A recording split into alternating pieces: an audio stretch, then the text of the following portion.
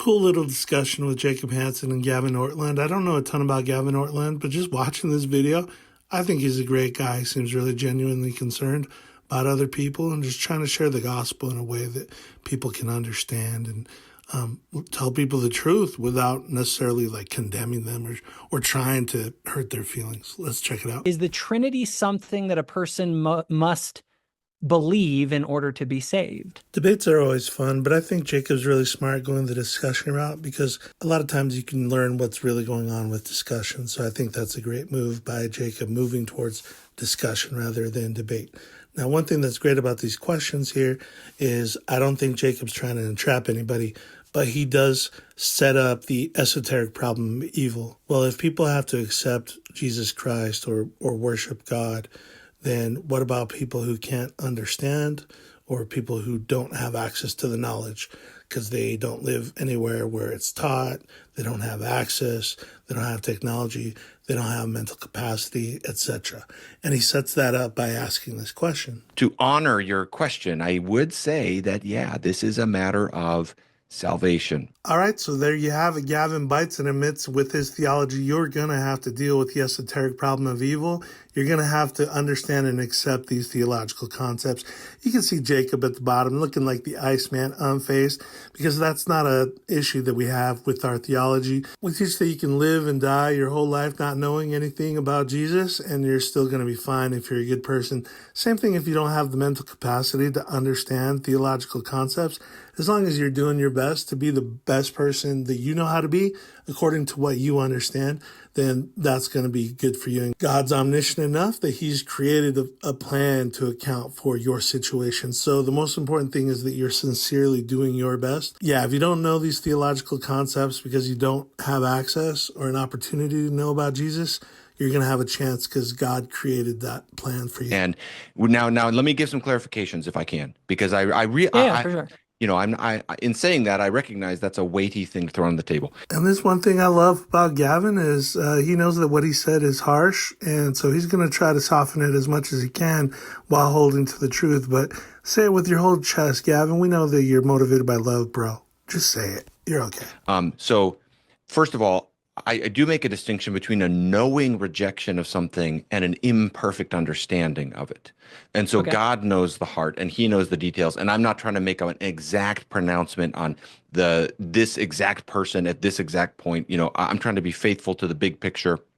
God knows the details of someone's heart in terms of what's really going on inside them. So it does seem like Gavin's theology leaves some sort of leeway or accounting for people who don't know or understand the theological concept of the Trinity. And I think that's where my question would be is, okay, Gavin, I know what my answer is for not knowing or understanding theological concepts, but what's your justification? Like, what assurance do you have that people who don't know or don't understand this concept are going to be okay? And then knowing that they're going to be okay, why is this a problem? But in general, yeah, I do see it as first rank. And the reasons are just what I said.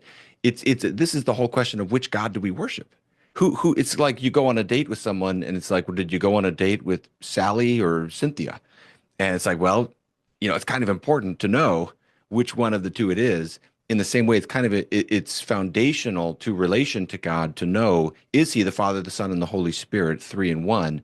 And then do we have a mediator that has bridged the divide and brought salvation between God and man, who is himself the God-man? So here Gavin tries to clarify that it's not a question of knowledge, of knowing the right answer. It's a question of relationships and identity. So he's trying to help us worship the correct Jesus and not get it confused, like maybe we're praying to the wrong Jesus or something. So he uses an analogy of dating Sally or Cynthia. Now, our theology would basically just be that God is so all-knowing and just that whether we choose Sally or Cynthia, we can't be mistaken. That if we're sincerely trying to build a relationship with Sally or Cynthia, that God would make the adjustment. We might even say that Sally and Cynthia are the same person. Gavin just understands them differently, as if they were two. That's the other piece of the equation that really makes this so foundational. I know I do appreciate that we'll have a different perspective on this, and I also feel a little bad that I've, led off with like the most intense question right out of the gate here. No, I think it's the right way to do it. You just get right into it. So there you have it. They don't really get into it much deeper than that, but ultimately, Gavin's saying we want to make sure that you worship the correct God so that you can be saved.